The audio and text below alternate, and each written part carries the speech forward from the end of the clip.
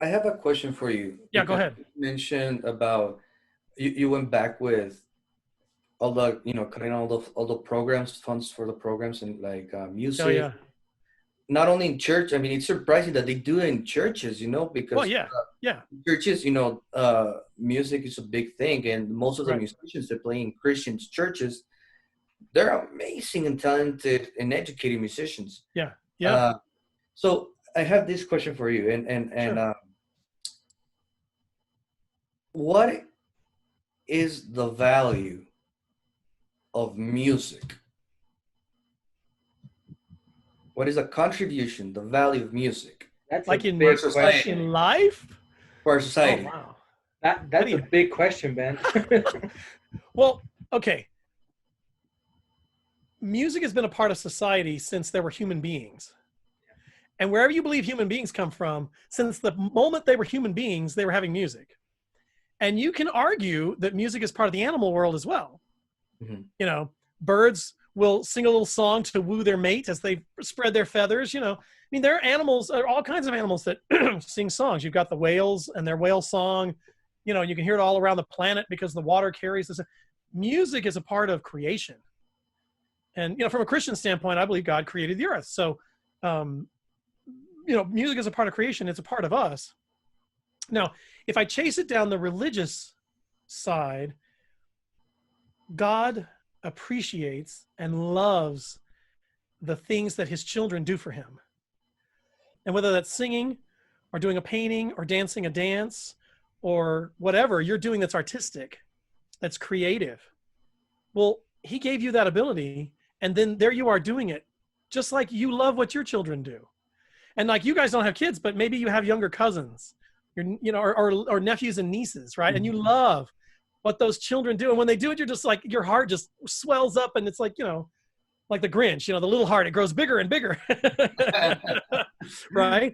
And Yes. so music is one of those things that as a religious person, of course, I feel that this is part of my gift back to God, because as his child, I want to do nice things for him. But even in society, we do music because we want to give nice things to each other. We want to listen to great stuff. Bad music doesn't make it very far. And you think about it, if somebody isn't playing well, you don't listen to them. You don't buy their CDs. You don't, even a family member that's going, say, here, listen to this. Whoa, whoa, whoa, oh, that's great. Well, let's go. Yeah. But when somebody's really good at it, you get behind that.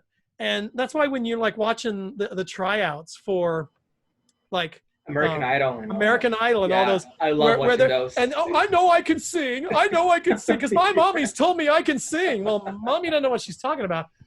But mommy got behind that little girl and told her she could sing, and then she just did it with all of her heart. It's just too bad that she doesn't really know what she's doing, Yeah. Because it's pretty bad. But so as a society, we've kind of, we put gauges of better of quality on music, but music is something that's part of our inner workings as beings on this planet.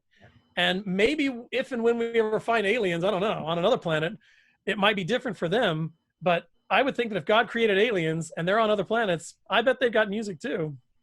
I think Yeah. you just mentioned about the aliens, and I immediately thought of Close Encounters of the Third Right. Kind.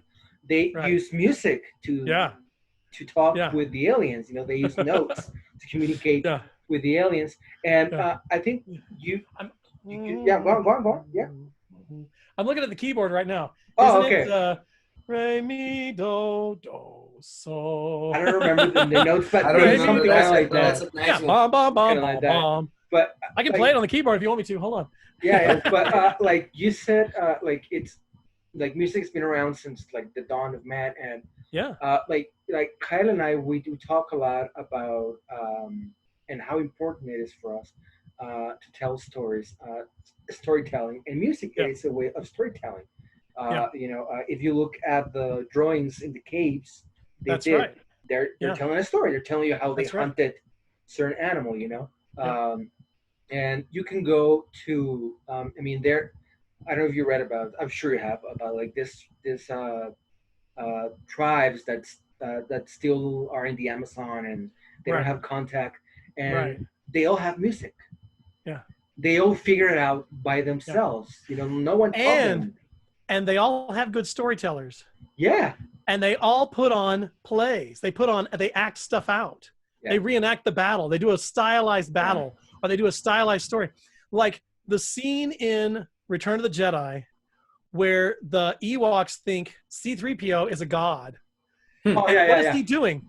He's sitting there telling them a story in their language about the whole Star Wars story to that point.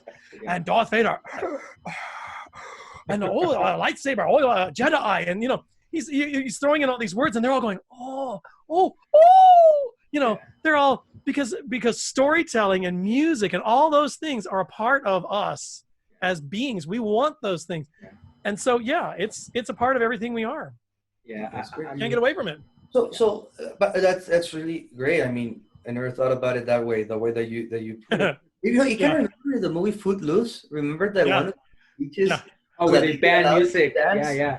They banned dancing and rock music, right? Yeah. Well, I think more specifically, they banned dancing, but they did a book burning. Remember? Yeah. And that was like radical Christian, radical craziness, way fundamental. You know. And they had what was his name? John Lithgow. Played the pastor. Lithgow. Yeah, he's like what's the name of the actor that it's in Babe? James? No. Oh, John McCormick. In Babe? Yeah. Oh God, I know him. I've seen the movie 50 times. McCormick. I don't remember. Well, I mean, I'll Google it. Yeah. So I mean, John Lithgow has that acting range that he can be either really funny. Yes. Or he can be, very serious. Scary. Yeah. So he had a Footloose. You know, you just hate his character. Oh yeah. Well, and he changes, right? He softens up because it's his daughter and he loves her and and everything. Now, are you talking about the original or the remake? The original. No, I haven't seen the remake. I haven't seen the remake. I don't want to see the remake. There was a remake? Yeah, like about 10 years ago, they did a remake. They had the yellow Volkswagen. Yeah. They had the kid.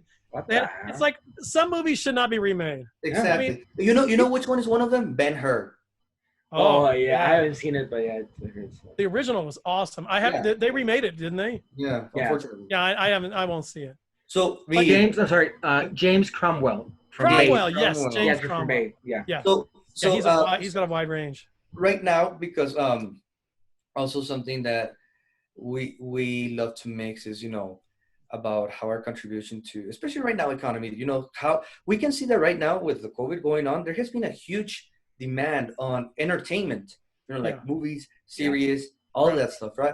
But so if right now they were to tell you, Ben, you are our spokesman, you need to talk to the mayor, the governor, the president, the pope, whoever, why should they not shut down those music programs in schools? Right.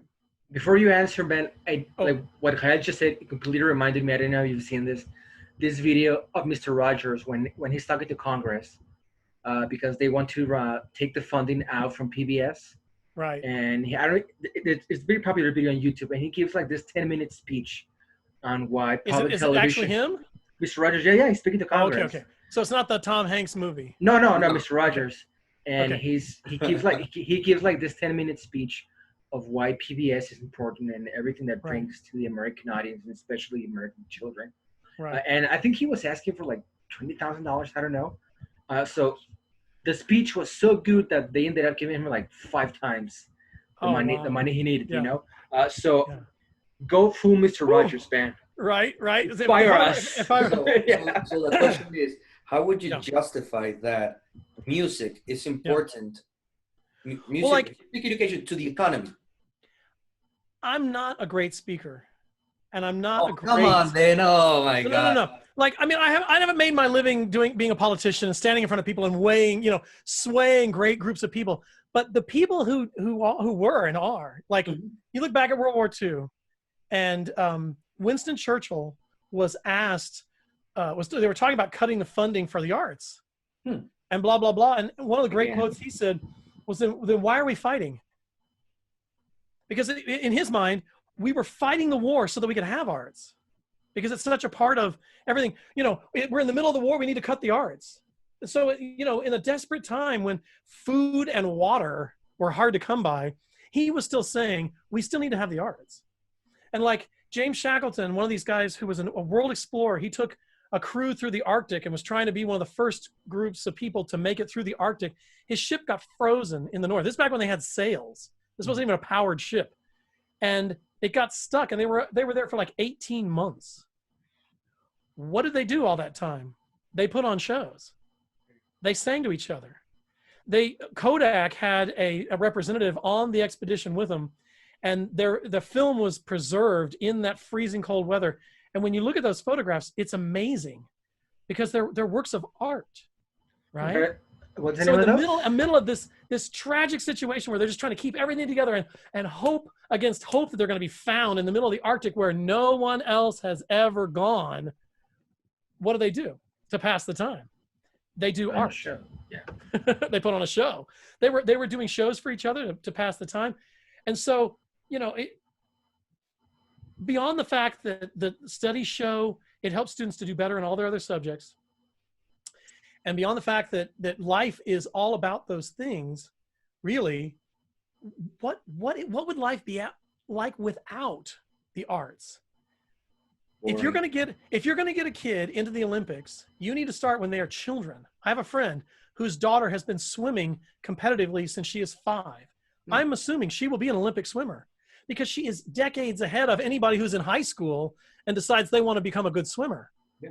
Unless they have some really big latent talent, they ain't gonna beat that girl because she's got decades of experience ahead of them. Anybody that's really world class at what they're doing today have been doing it since they were 5 years old, 8 years old.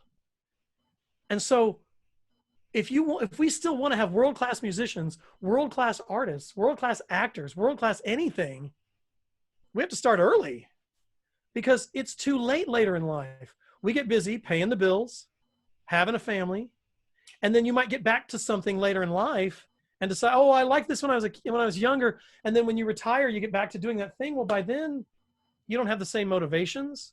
You don't have the same energy. You don't even have the same potential abilities because you've lost it over the years. So if we don't catch people when they're young, when are we going to catch them? And when are they going to have this love for the arts? Because, even the most staunch, boring mathematician that does nothing but numbers all day and goes home, what do they do when they go home? They click on the TV or they click on the radio. They're listening to music. They're watching a movie. Everybody likes entertainment, and that just doesn't happen by chance. You mentioned the mathematician. I have a brother. He's a mathematician, and he finished a book. He wrote a small book, poetry. Oh, nice. And it's funny because he likes to read a lot about economics and math, of course. They go hand in hand. But also he likes to read about poetry, and I think I guess that what is it called? Oh, is that the book? Yeah. Yeah. I think Chrysalis and Self. It's called Chrysalis and Self. Yeah. I want to read it. I have a copy. Bring me a copy. Yeah. Or email me a copy if you got a PDF or something. I'll ask him, but I have a bunch of physical copies. Okay, cool. So the thing is that even in science, you need to be creative. Right. Science, business, anything you do, you also need that other side of the brain, that creative side of the brain. Yep. So I guess that it all comes up to creativity. And have you imagined, can you picture the world without art or music? No, and that's like the horror movies. I'm not into the horror movie genre, but I'm thinking of those dystopian future movies like 1984 or something where Big Brother's watching you, and it's like they're speaking against sex and they're speaking against pleasure and other things. It's like what a sad world that would be, a sad place without the arts. I would hate to be a part of that world. I think if you really want to put it some way, God wants the arts. Satan doesn't. I don't think Satan wants art. Satan wants us to not have art. The devil doesn't want us to have art, because without art, we're not human. And he doesn't want us to be human. He wants us to be, something awful, something bad. So even I don't think the devil would want art. The devil would want no art, because art is a part of us. Art is a part. Art is a part. We're all a part of art. So Ben, and did you ever did a minor in school about acting, an acting minor or something? No, for acting, honestly, if I'd had a different mentor somewhere along the line, I might have gone to LA, back when I didn't have any debt and didn't have any responsibilities in life, and been an actor and gone up like that, because that's the only time that really works for older people, quote unquote. Unless you're, you can sit around and say, oh, I'll be the next, who played Han Solo? Harrison Ford? I'll be the next Harrison Ford, because he was just working on the set. He was a carpenter, and then he becomes this great actor. But he was only like in his 30s, and he wasn't that old. My minor in college was an unofficial minor because they didn't offer a minor in English. So my minor is actually in English. Because I took a lot of English courses, English literature courses. And especially with a couple of professors at UTEP that I really enjoyed, and I enjoyed their classes because they would teach, like, for instance, I took a class in what was called detective fiction.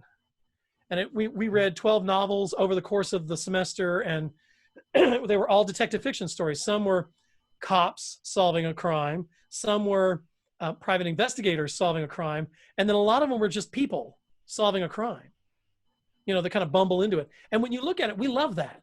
Look at how half the TV shows look at a third of the shows are lawyer shows, a third of the shows are doctor shows, and a third of the shows are cop shows or crime shows where somebody is solving the crime. And they all happen in Chicago for some reason.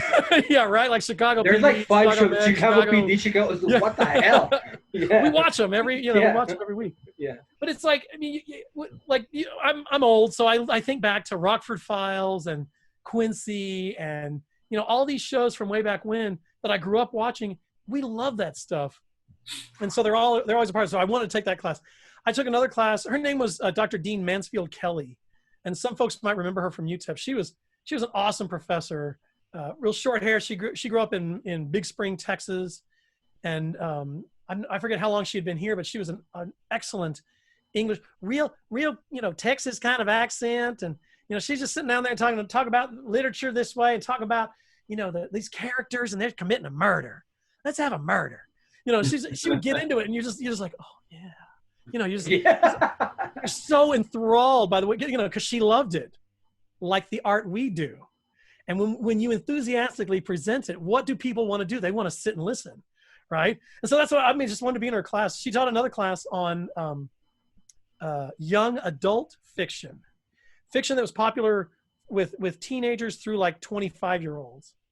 And at the time, it was this huge genre. There were people making novels all the time in this genre. One of the big authors at that time was this guy named Robert Cormier. He did this book called The Chocolate War. A bunch of others. Just they were depressing. You'd read them and you're just like, oh God. Well, you think about teenagers. What are they?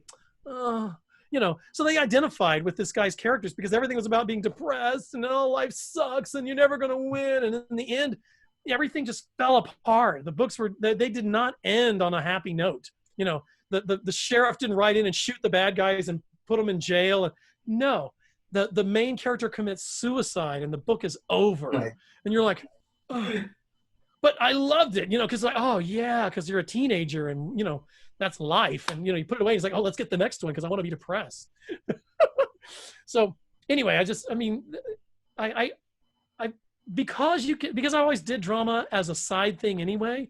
I never thought about chasing it as a minor in school or anything else because I was already putting in so much work as a musician. And I saw the guys in the drama department like, that's as much work as I'm putting into this. I can't do that. Okay. But I can try out for a play and I can do this, I can do this on the side. Or I can, I can do it as a hobby. So for me, acting is a hobby. Like, and I have a lot of hobbies. I just built a bookcase thing to put my CDs in. I built a a shelf unit in the wall of my house. I mean, I've got 2 cars in the garage I'm working on. One is a complete engine rebuild that I'm upgrading to a turbo. And I mean, I can do everything but machine work. I mean, I can just, I have a lot of hobbies, a lot of interests. My friend, Linda Del Valle, who's a English professor, she taught at UTEP and at EPCC. She's retired now, but she calls me the Renaissance man. You know, they talk about these old guys in the old days, the Renaissance man, right? The Renaissance, because they could do so much. They had interest in all these different categories, especially in the Renaissance. When you had money, you could do anything you wanted to, and you know, and so it's like, okay, cool. I just love doing a bunch of stuff. And yeah, Ben, now I'll go back into the acting because I'm a director, and right. I was telling Jael just a couple days ago that I'm very excited about this new film, because when we first did Alchemy, that was my very first thing I ever did. You know, I was like literally pouring whatever little knowledge I had about filmmaking, you know, and I was so lucky that I was able to get people like you know, that were talented and were able to do the job. And whatever Alchemy the result was, it's something that I can look at and be proud of. You mean Alchemy that was shown at Cannes? Exactly. I'm trying to be modest and humble. No, but let's toot our own horn for a second, right? Yeah, you got shown at the independent or the indie corner or whatever. Corner, yeah. I think 15 people watched it. Probably no, but the thing but one of the like. Now I see Alchemy now, and I see a lot of things that I did wrong. For example, one of the things that I admitted to Jael was that I shouldn't have acted in the film because it distracted me from other things I should have paid more attention to. And I swear to you, we're not just trying to brown nose you. Jael and I, many times we have said that you are a very talented actor. We have said that many times. Thank you. And I said, you know what, yes. And like, for example, with Alchemy, I'm like, if I would have paid more attention to Ben, you know, I'm sure I could have gotten like a performance 3-5 times better. But cool. Anyway, that already happened. And I'm so excited about this new film because it's been like 4 or 5 years since Alchemy. I think at least 3. Well, yeah, 4 years. And you know, I've done other stuff, and we are, hopefully everything goes well with us and the world. When we actually meet up and do this, we are going to meet with 3-4 years of more experience. You know, what I'm trying to get with this is that I'm sure that you know what you get from music, but what do you get from acting? What kind of satisfaction, mental, spiritual, like whenever you're in the zone, you know, in those, when you're playing that character, what do you get from it? What is your whole process? Yeah, I think similarly to music, it's like I'm putting together a thing that I want people to enjoy, right? We talked about that. Like, it's a little gift, a little art gift. But for me, with acting on the inside, it's like I'm trying to explore what my mind says this person would be thinking and doing.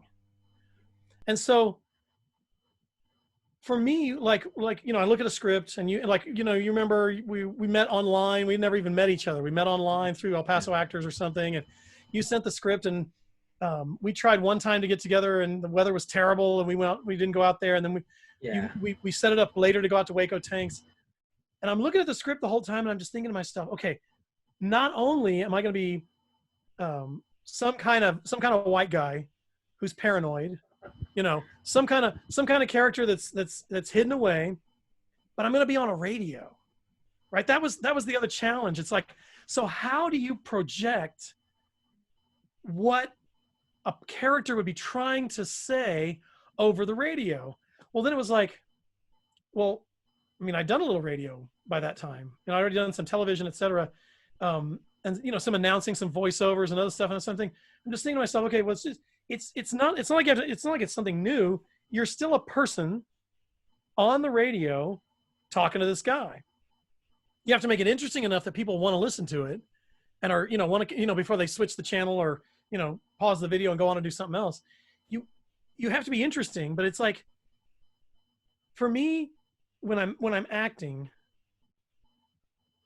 beyond the gift that you give to somebody else, it's just that challenge of creating a character that's believable.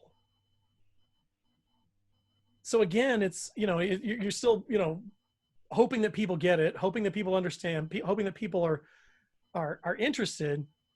But for you as the actor, you're putting together this thing. It has to be believable enough that they're not going, oh, that it doesn't connect.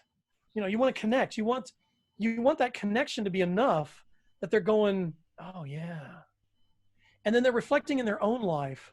Oh yeah, that time. Or, oh, I remember my dad.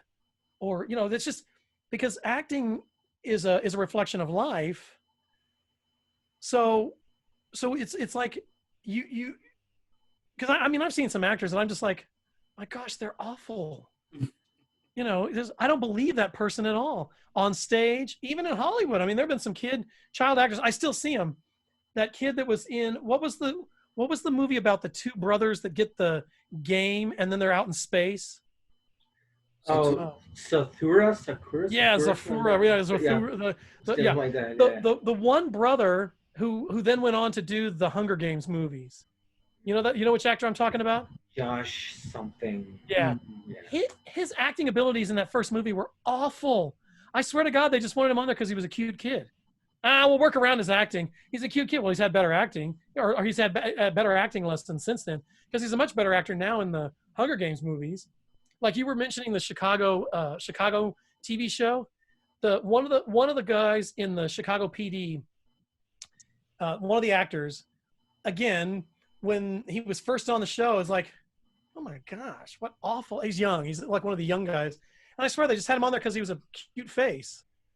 Well, his acting has gotten a lot better because I bet he's taken some acting lessons or something. Somebody has sat down with him and has worked with him to make him better at it. Now, I've never taken any. I've done one like acting seminar, and I'm not saying that I could do Hollywood or anything else. You guys like the way I'm acting. That's sweet. I'm going to do the best for you. For me, when I'm doing it, I'm just trying to make the character believable from my experience and what I've seen on TV, because I watch TV and I watch movies. I don't just go to be entertained per se. I'm going to get involved in the story. Yeah. And I'm watching the characters closely. I'm feeling what they're feeling. I'm thinking to myself, what would I do in that situation? And if it jives, I'm crying at the end of the movie.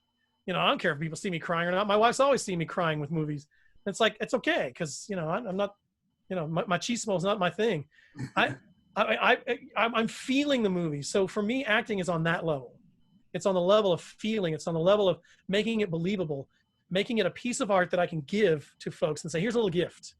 So it's all that rolled up into one. Wow. Man, that's amazing. You just mentioned about crying in movies. Yeah. Which one? Oh, gosh. There's always one that always makes you cry. Mine is Rocky. I always cry with Rocky. Well, when I tell you which one makes me cry, I'm going to cry while I'm telling you about it, because I'm going to describe this to you. Okay. It's Toy Story 3. Oh my God. I know what scene. Yeah, I know what scene. They're all going into the furnace when they're about to be melted. Yeah. Are you listening? Do you hear it? I'm crying. Yeah. They're going into the furnace together and they're holding hands and they're going into that furnace together. They're thinking they're going to die. Yeah. They're going to die together, but they're going to do it together. And then, the claw comes in to save them, and it's like, But I can't even think about that movie without crying. Oh my God. Because that scene gets me. But my favorite movie of all time is Empire of the Sun. Oh yeah. Which was Bale, right? Spielberg. Yeah. What is it? With Christian Bale when he was a kid. Right. His first, he was 12. Yeah. He was a child actor. They found him in England. It's a slightly autobiography about this, who was a guy who died in 2009. He's an author. I know a lot about it because it's my favorite movie. Okay. But his parents were, his father ran a textile mill in Shanghai. And in World War II, it was raided by the Japanese. and all the expatriates were put in prison camps. He spent the entire war in a prison camp 2 miles from his parents, not knowing if they were alive. Now, in the book, his book about it, J.G. Ballard. In fact, I've got the book right. It's here it is. Here's the book. In the book, J.G. Ballard was a teenager during the time. In the movie, he's like a preteen, right? He's like 12. He's young. He spends 2 years there, and it doesn't grow up too much. I mean, he grows up, but it's not like a teenager would be there in the camp. But like, I mean, there are some scenes in that movie where I'm just crying because I identify with that character, Jamie or Jim, the boy, because of life experiences or something. I mean, I'm just like, I'm crying. The movie, there's a couple of great ones that are, you know, on my top 10 list that nobody else knows about. You ever seen this movie called Grand Canyon? It's about a couple in California. Mm-hmm. And one day while she's out jogging in the morning, she finds a baby that's been thrown in a bush, Okay. like an abandoned baby. Wow. And she's, you know, she hears it and she doesn't know what to do. So she gets the baby and she's like holding the baby and taking care of the baby. And then she's just like compelled to take care of this baby. Meanwhile, her husband has this friend, like a secretary that works for him or something. He's in a company and it's like a secretary that he wants to introduce to. She's black, right? And he knows this other guy who rescued him when his car broke down when he got lost in a bad part of LA. And this black guy rescues him, and he just feels like, you know, are you dating anybody? And he's like, no. And he's like, well, it's like something tells him in his head that he needs to set him up with this secretary friend of his or whatever she is from work. It's been a few years since I've actually seen it, but Steve Martin's in this. He plays a big Hollywood producer. Yeah, he gets shot in the leg in a robbery. This guy holds a gun to him and says, you know, give me your watch. And he's just gotten out of his Ferrari and he goes, oh, here, take the keys. And he just shoots him in the leg and he says, I just wanted the watch. And he takes the watch and runs off. Right. And the guy, you know, he goes through this epiphany where he wants to get rid of everything. And then he's like back to nothing. But basically the idea of the movie is you don't know whose life you're going to make a difference in. And so everybody you come in contact with might be someone that's going to be your best friend for the rest of your life. You have no idea. Because you don't know what's going to happen tomorrow with this person or how they're going to be a part of your life. And so, you know, everybody in the movie, they're doing all these good things or whatever. And it's all around, I can't think of his name because it's filled with stars. I mean, it's a star-studded cast. I mean, everybody, there's a lot of people on there that you'd know if I knew their names off the top of my head. But it's just like, to me, that's life.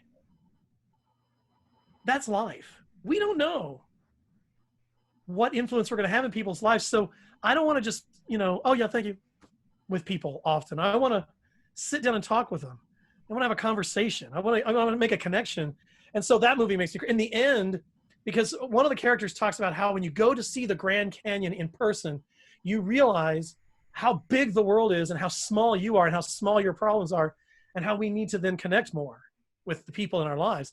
And so in the end, they organize this trip and all the main characters, the black guy who marries the black gal and whose son is on the edge of becoming a gang member, but they kind of rescue him from that life. And the guy and his wife who I think adopt the baby and this teenage boy and all this stuff, they all go to the Grand Canyon. And at the end, they're all standing there looking at the Grand Canyon. And all of their expressions on their face are like, whoa. Because looking at the Grand Canyon, they realize it's so big. And you see this development in them. There's this realization of who they are and, you know, or at least the way I interpret it. Mm-hmm. And then the movie's over. Wow. It's like, give me a tissue. Yeah, it's so those are some of the movies that come to mind that I cry. It's a pretty but big if there's a sad scene in a movie, I'm crying. Wow. Because I identify with the characters. Yeah. And I've always cried in movies. I don't care, you know. Yeah. So have you visited the Grand Canyon? I have. Did you visit the Grand Canyon after that movie? Yes. The movie? After the movie? Oh yeah, way after. Can you tell us your experience about And it? I'm like standing on the Grand Canyon. I'm going, whoa. I mean, it is. It's huge. And when you're looking down more than a mile below you to see the bottom of that canyon, it's amazing. That is an amazing place to go. I fed squirrels from my hand, you know. I always had this thing that I learned somewhere along the line. If you take potato chips and you scrape them on the rock, the squirrels will come up and take them from you. And the sign says, "Don't feed the squirrels." And I'm like, you know, my big rebellion in life, I'm going to feed the squirrels. Yeah. Hey, that's a crime. That's a crime. Yeah. They didn't arrest me, which is a good thing. Wow, that's amazing. So did Yeah. you thought of the movie when you visited the Yeah, because by then, I mean, I think I saw the movie on the big screen when it came out. So I saw it in the 90s. And then the time we went to the Grand Canyon was around, I'm going to say 2006, 2007. That 2007, there's that year again. My wife and I went with two other couples that were friends. One of them had a camper. And so we drove out to, I think it's Winslow, Arizona, where you can pick up a real train, like a steam train, and you can ride the steam train to the Grand Canyon. It's like a 3 or 4 hour trip on the train. And they have like shootout reenactments, like a train robbery, you know. Oh, really? It's fun stuff. It's a fun thing. Like So- what's it called when you have like dinner and they do shows? Yeah, like a dinner. Yeah, like Dinner theater. music theater. Yeah, or Yeah. dinner theater. Dinner theater, yeah. Only there's no food. I mean, it's just, you know, enacted Yeah. while you're on the train car. But yeah, we went to the Grand Canyon, and I'm just like, my parents had been once before. They didn't take us. They went for their anniversary one year when I was a young adult. And I mean, it's one of those things. I want to take my son to see it when he's a little older and can, you know, see, like even today, I'm like pointing to a little dust devil, you know, those little kind of tornado things that you see in the distance here in the desert. I'm like, Yeah. Max, can you see that dust devil? He goes, what? Where? He's 7. You know, he can't really see things in the distance. It's like he doesn't even know what you're talking about. So as soon as his brain is kind of connected to his eyes in a way that he can see the scenery and appreciate it, oh my gosh, we're going a lot of places. We're gonna go. I've counted, and it's really because my dad was in the Army, that I've been to 16 different countries in my life. And I think travel is important for people because you get a better perspective on world culture and world politics and world everything. So it's kind of like the Grand Canyon. You know, when you travel, you begin to see how little you are in reality. It's not about you. It's not even about your city. It's not about your state. It's not about you. It's about the world, because we're all in this together. We have one world. It's a closed system. You know, it's not like we can push the reset button. And so in this world, while we're doing things together, we have to take care of things here and now. You know, and so yeah. I just I love traveling. I can't wait to take my son on travels, and the Grand Canyon will definitely be a destination. You know, I've never been to the Grand Canyon, but I've been to Vegas. So you know when you're in the border between Nevada and Arizona. Yeah. I think in Vegas they have like this trips that you pay like $100 or $150, and they'll take you to the Grand Canyon in a helicopter. Yeah, I don't know if it's the Grand Canyon or Hoover Dam or both, maybe. There's both. Yeah. But I kind of feel a little bit of what you mentioned once I went to Hoover Dam. Yeah. And it's amazing, and it's really fascinating how man created that dam. But still you feel so small, and then you look down, you know, I mean, you just look down and you feel like you're going to fall. It's crazy, man. It's unbelievable. Yeah.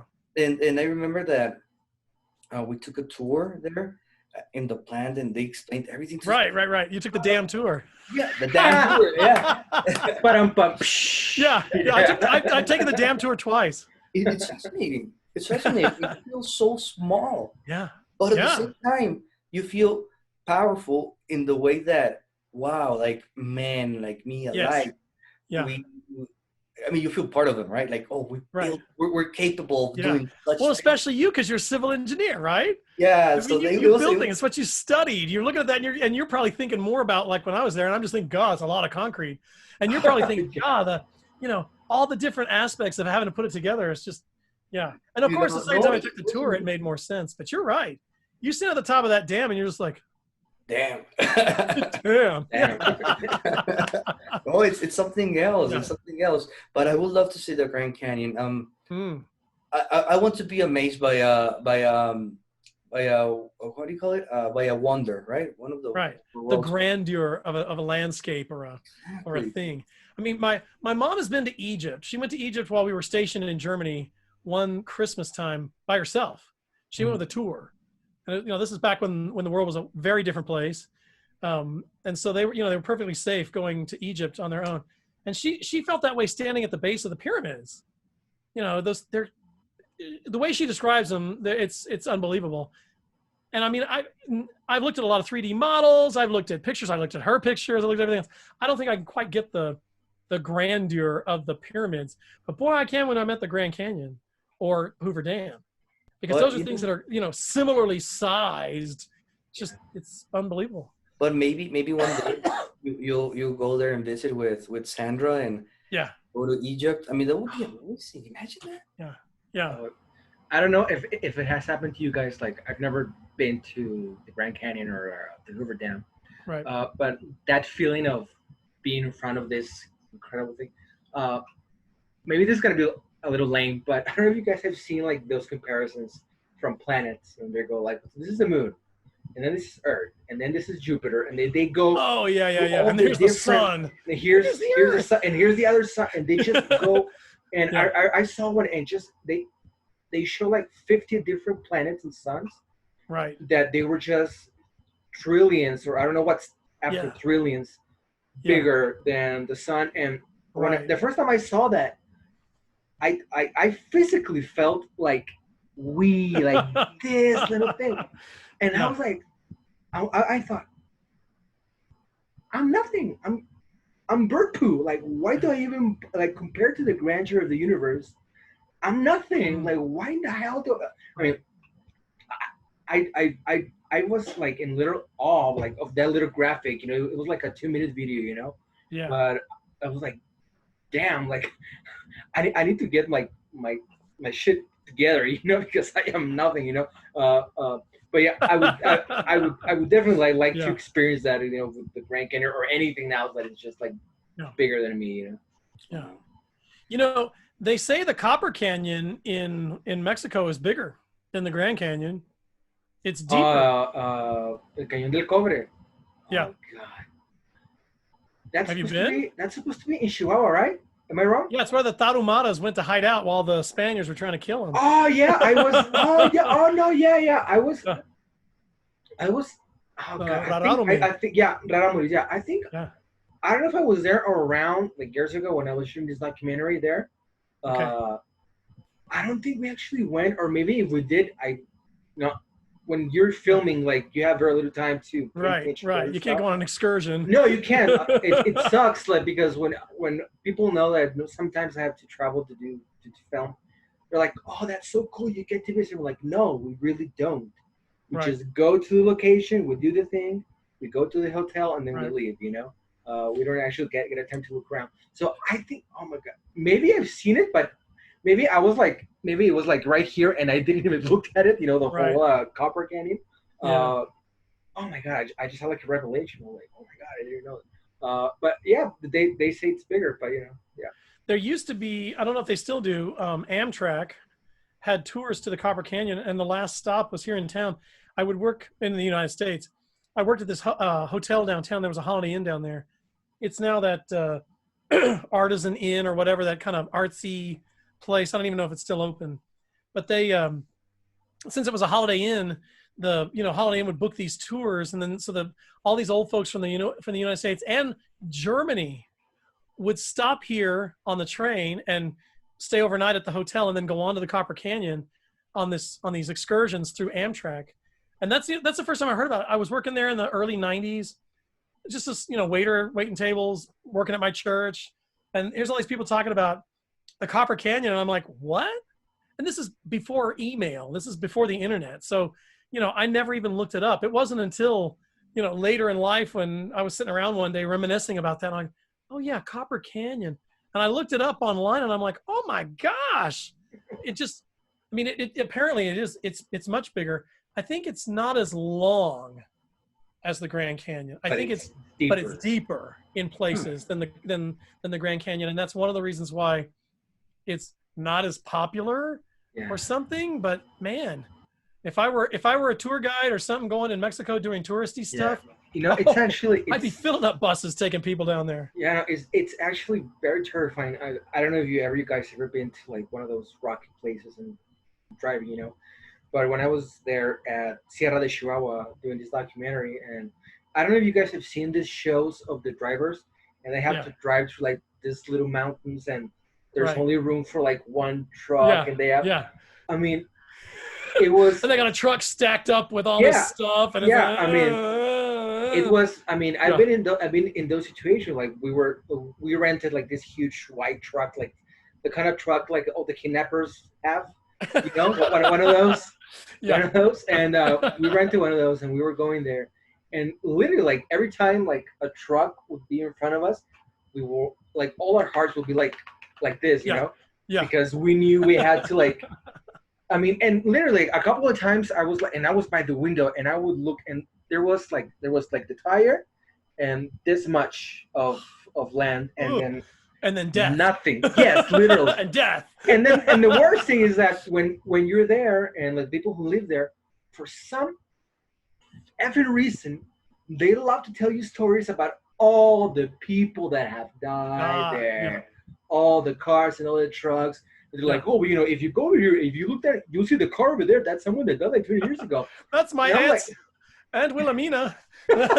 Yeah. And I'm like, dude, this is Alex. not. I'm like, dude, this is not helping me, Right. So for at least like 4 or 5 times we have to go because we had to get to the location, So every time I would see a truck, I was just like, this is it. It was one of those, like I said, it was like, God, if you get me out of this one, I swear to God.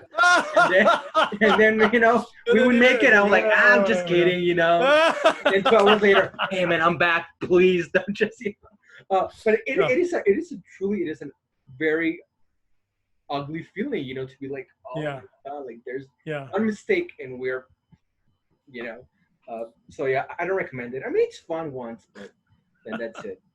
There's right now that you mentioned scary. Ben, this relates a little bit to music, but has there been any music or any song or anything that just like gave you goosebumps or scare you? That kind of happened to me with Beethoven's Ninth Symphony. The way it starts, it starts somehow dark and scary. Yeah, most people think it's just the ode to joy. No, not really. That's the fourth movement. When you see the whole thing, that's the ending. Yeah, exactly. It's really scary, dark, and then it just transforms into this beautiful, anthem.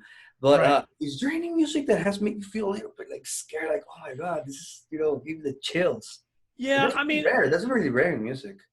It is, and there are lots of music. There are lots of pieces of music that are used in a movie or a film or a thing, and it's used to scare you. Like that organ piece from Bach. It was written for church. But, when I play it for my kids in school, they all like, oh, that's from that spooky movie, or I'm scared of that song. I'm like, Phantom of the Opera, or they think of it. Right, yeah. So, like, there's lots of music that moves me. There's a lot of music that when you say goosebumps, I close my eyes and I can feel it on my neck. I can feel it on my back. The music is just, it's taking me somewhere where I'm getting the chills. I'm feeling it and I'm loving it. Like, there's an Ubi Caritas from Fauré, who's a French composer. 6-part voices, maybe. I've performed it a few times myself, actually, in college. And anytime I just need a moment, I'll look it up on YouTube, and I'll use it as an example of certain styles of music with my students. It's too advanced for my choir students to sing. They can barely sing 2 parts, much less 6 or 8 or however many. Ben, let me write it down. Okay, Ubi, UBE, No, UBI, como Latino, como español. UBI, and that's one word. The second word is caritas, Caritas. And Ubi what's the name caritas. of the melody? Faure is Faure with an accent. F-A-U? U-R-E. Alright. Faure. You say faure, right? French, the French. unpronounceable Western language. Okay. Just when you think you got it, you ain't got Get it. down, yeah. Trust me. Because I had to study it. I had to study it to get my degree. We had every year, we have 4 semesters of diction. Mm-hmm. And you start with Italian, Latin, Spanish, because they're all very related. You take a full semester of singing in those languages. Then you take a full semester of English, because you need to learn to sing correctly in English. Then we took a semester of German. And you're going to laugh when I tell you, German is easier to pronounce than you think. To me, coming from the outside, it's like Spanish, because it's very regular in the way in which you pronounce everything. And once you know the little rules that make it not regular, it's as easy as it comes. It's just back here and just salt, and it sounds like, it's a guttural language. But, and I speak a little bit of German, but I would, if I were placing it on the easy scale, it's Latin, Spanish, Italian first, easy, and then German, and then English, and then the worst is French. Because no matter how much you think it looks like it should be pronounced that way, it's not. And they have a council in France every year to come up with what are going to be the French words for the new things. Like probably in the last couple of years, the kids are doing this thing, the dab. Oh. I bet that went before the council. What's going to be the French word for the dab? Because it's a new thing in the world, and the French are just not going to call it the dab, because that's what Americans call it. That's what the British call it. That's what the French have to come up with their own word for everything. Le dab, or whatever. And so they actually had this council that sits down. So when email came out, they have a word for email. It's not email. Computer, every invention that you can think of, everything that's new, like karaoke.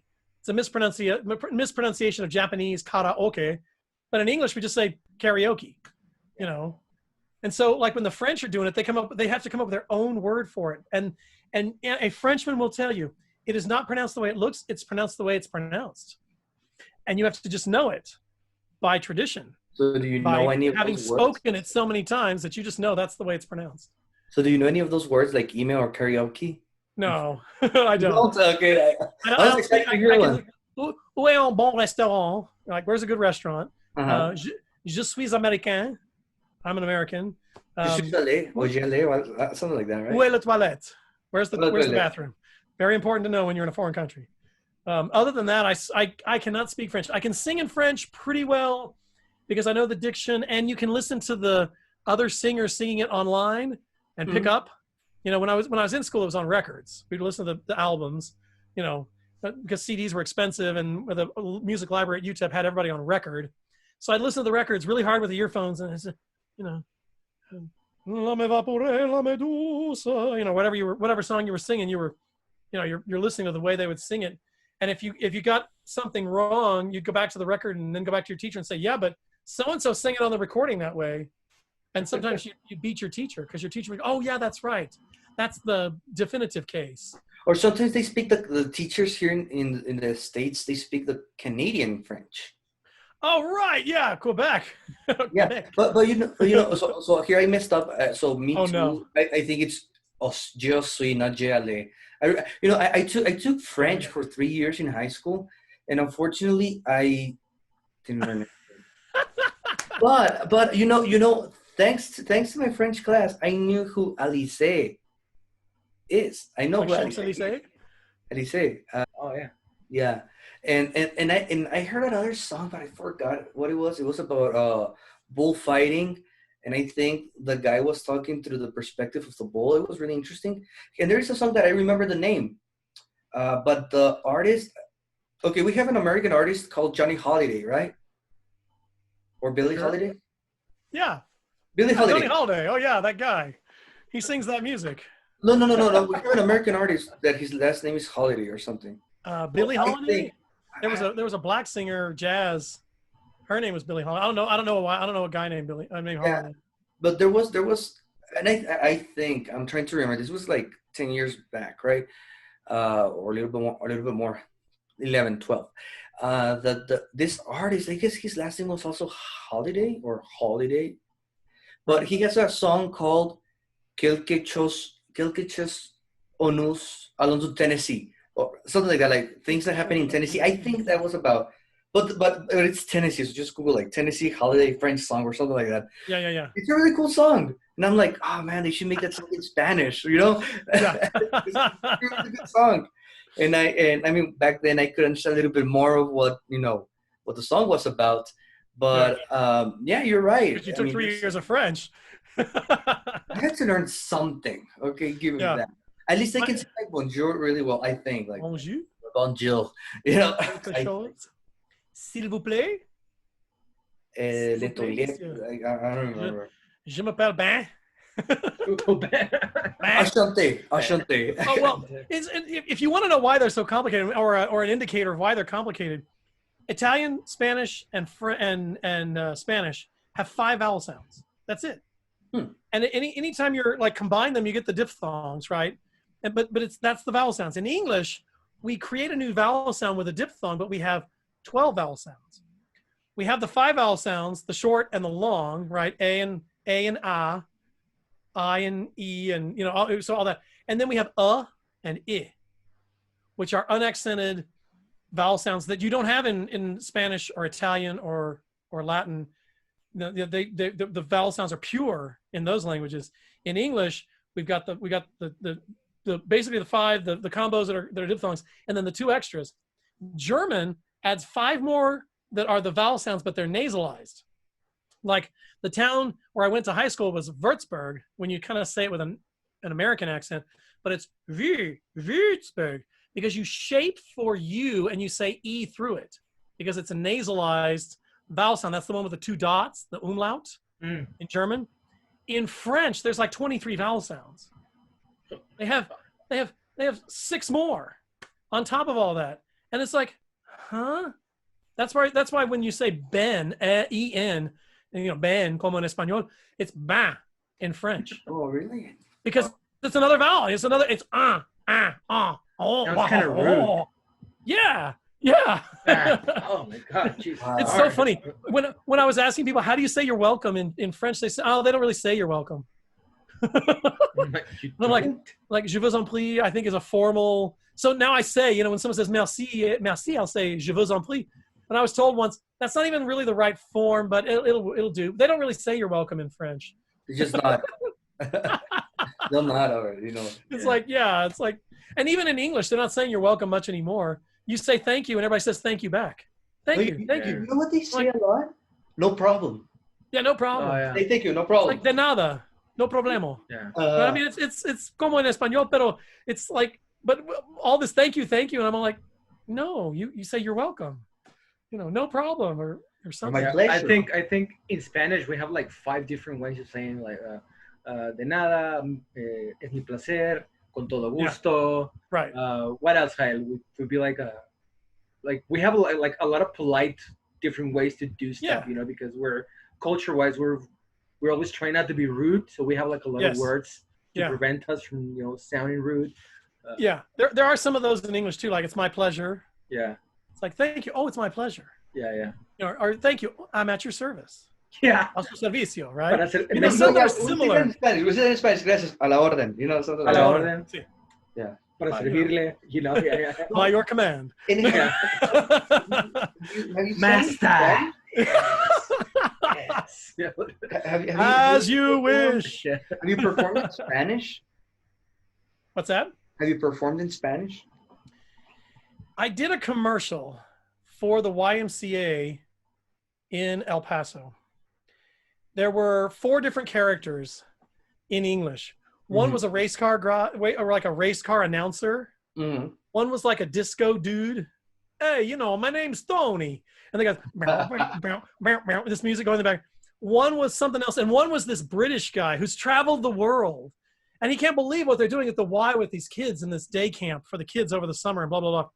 And they said, we want one of those in Spanish. So I did the British guy in Spanish. So I did a British accent speaking in Spanish for a YWCA commercial. I have it somewhere on my other computer back here somewhere. I can find it and play it for you guys. Could we, like, I don't know, have a little taste? I don't know, because you just said British guy in Spanish. Listen, like the big line, the big tagline in all the commercials was "Why go to the Y?" Right?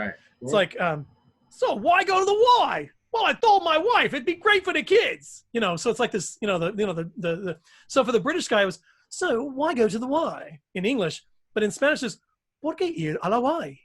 Yeah. I can see the British in there. Yeah. But when I did it, I had my wife helped me out, and she said, "That's pretty good. You sound like a British guy talking in Spanish." Yeah. But it's like, oh, I've been all over the world. I've seen the Serengeti and the monkeys and the Amazon, and I've seen it. Oh, I've loved it. It's just been wonderful to go all over the world. And so why go to the Y?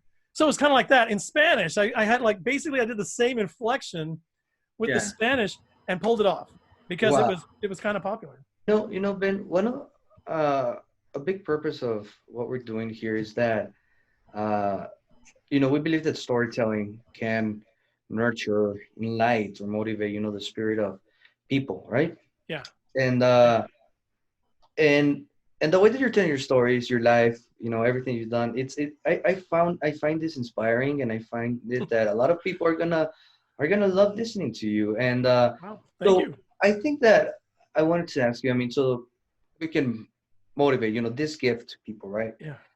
So a lot of people don't pursue any career in arts, music, art, acting, because they don't think, because it will be so hard to find a regular 8 to 5 job when you get a degree on that. Or if you get a job, normally it's not related to what you studied, right? Right. So somehow you have to become an entrepreneur of your own once you graduate, right? Yeah. And it's really fascinating because you had this big gap in while you were in college. So I'm pretty sure you said you were working in church, right? Right. So what would be your advice to people that they want to pursue it, but they feel a halt or they feel stopped because they're not going to find that regular salary, normal schedule, etc. Because you have to become an entrepreneur of your own. You have to sell yourself so you can make a living out of what you love. And that's kind of the dream among artists, right? To get to the place where the thing you're creating pays the bills or better, right? There are tens of thousands of artists out there that don't achieve that kind of win the lottery level of fame or fortune. Mm-hmm. So, and in Christian music, there's a lot of folks like that. There are a lot of people in Christian music that produce exquisite music, but it's not popular because Christian music isn't as widespread. They can't make a living at it. So they'll either work in a church doing music or they do something else. Like one guy I heard about was a postman. He's a postman, deliver the mail all day and then worked on music at night. I think for anybody that's in another career can find the art that they want to create by just trying out a bunch of things and seeing what is it that you like. What is it that motivates you? What do you then start thinking about all day while you're doing your other job? And then how can you make that your avocation? Your vocation is what you do to make the money. Your avocation is what you do to be you. And for me, it's creating music. Like, I'm sitting here in my studio. You guys, when we did the recordings for Alchemy, we were here doing the recordings and I was barely moving in. And so now I've got a guitar over here. I don't play it. I've got an old church organ, kind of like a modern church organ over here. I've got a strumming banjo that's got to be fixed. The guitar I'm stealing from my mom, 2 ukuleles. I'm surrounded by music. I don't play all these instruments, but at some point I probably will be. And because this is my studio, it's where I go to be creative and do things. I've bought this computer more recently to start doing some really good recording stuff with the nice mic and all these things, because here we are in the modern world where the barriers to creating quality music and or quality art are much lower than they ever were. Mm-hmm. You guys can probably buy a camera, that's better than anything they filmed Star Wars on 10 years ago. You know, I mean, it's not just now that they're better than that. You can buy cameras now that are something you can afford, that are better cameras than they had when they went digital for episodes 1, 2, and 3, right? When they all went digital, it's like we have better cameras now that are cheap by comparison. So anymore, I think there isn't an excuse about, oh, I don't have the time for that or whatever. If you don't have the time, sure, I can understand it. You get home, you've got this, you got that, and you go to bed, and then you get up the next day. But man, on the weekends, or you know, whenever you have your holidays, or any time that you can pull off doing that thing that you want to do that's creative, I would say you've got to find the time for it. It may not ever be something that pays the bills. Of course, when I was younger, I thought, yeah, I'll record an album or something. It'll get picked up by some big thing and it'll happen. And it's like, it might have happened at some point, but I just wasn't focused on that. Not the way that was going to happen. I didn't look for an agent. I didn't prepare like a whole concert that I could just do at the drop of a hat. I mean, when you talk to real musicians who are real singers, they're, quote, ready in season and out of season. You talk to them and they can sing. They can't just sing you a phrase or know that song. They can play it and sing it for you right now. You know, they can put on a whole concert for you right now because that's all they think about. That's where I want to be as a musician. As an actor, you know, I can, you know, you give me some sides and I'll read them to you and I can make you believe it, I think. You know, I'm not a graphic artist, but you know, I've done some artistic things. My son, he's 7 and I think he's going to be an artist because he just loves to draw. And so I see that. So, you know, we're getting him in young Rembrandts after school and we're always giving him paper and pencils. And one of his, I think his aunt bought him an art set that's got, you know, markers and colored pencils and watercolors. And so that, and he's just using it. And we're not saying, no, you're making a mess. I'm saying, here, let me help you do that so that you don't stain the carpet, you know, so that we're fostering in him this artistic side. If it's unfortunate that folks do not have the time to pull off something that they really want to do, then I would say really, really work towards getting to where you can have time to do the things that you want to do, because otherwise you'll spend the rest of your life. And at the end of everything, you'll look back and regret not doing the things that you wanted to do, that you always said, well, I always wanted to do this. I always wanted to do that. You know, I've actually recorded a couple demos, but I've never chased that down. But I could talk for literally, I mean, I could talk for hours anyway, but I could talk for hours about the music that I produced, like at church and at school and through people and at this wedding and at that quinceañera and at this thing. And, you know, I've produced a lot of music. I've done a lot of music. So, and now I'm, you know, my life is music, though it's not the life doing music that I thought it was going to be in the past. I go into work every day and I make music with middle schoolers and elementary school kids. It's music. It's what I love. And so I get to do what I love every day. For all those years working in church, I was making music with people. And when that changed and, you know, I was going to smaller churches and I couldn't do it as a full-time job and had to go to school, I chased a degree down where I could still pull that off and do that. I mean, like for filming and everything else, I mean, even you guys, do you know how many people are filthy rich doing stuff on YouTube? It's like, man. And just, you know, if all you can think about all day long is making film, then you better be doing it. And something's going to happen one day. You know, if all you can think about all day is drawing and painting, then, you know, have a sketch pad handy and sit around and doodle all day, because that's a skill you don't want to lose. If all you can think about is playing some instrument and producing something, or, you know, whatever it is, it's then that, you know, chase that down. But even for folks who this isn't what they think about all day, they just like it as a hobby, then, you know, don't discount it, and just don't pay attention to the people that tell you, what's that all about? Mijo, don't do that. What's that going to do? Well, yeah, get the job that pays the bills, right? Do the thing that's going to pay the bills. For so many years when I was in church ministry, I wasn't full-time. I worked in restaurants. I worked in restaurants for a total of about 11 years so that I could, you know, produce the music. And like I was telling you at the beginning, way back a couple hours ago, you know, I'm teaching as a teacher, but really so that I continue my calling as a church musician. because that's what I look forward to. That's what I think about. That's the music to me that matters the most. Now, it's not that what I do with my students doesn't matter, but it's not what my life is about. You know, my life is about doing music for church. And so that I can continue to do that music in church, even because I even did it for a while where I wasn't getting paid to do music in church. There've been at least 3 different church positions that I've had where I wasn't getting paid or not getting paid much. But I did it anyway because I wanted to do that. And then I had another job so that I could do that. You know what I'm saying? It's like all the starving actors that head out to LA, they're waiters all day, right? They're waiting tables and they're working in restaurants and bars all day so that they can then, you know, head back to the studio at night and do the indie film that they're hoping to get some exposure in, and working on, you know, this payment to the agency and acting lessons with this coach that can get them into that thing. And it's sometimes you got to work for it, but if you love doing it, then you may not necessarily see it as work. You just see it as the way you're doing these other things so that you can do that thing that you love to do. I see. Ben, thank you very much. Ben, thank you so much for giving us a little bit of like 2 hours of your day. Muchas gracias. No, it was not. It was. I personally, I had a lot of fun. I don't know if you had fun.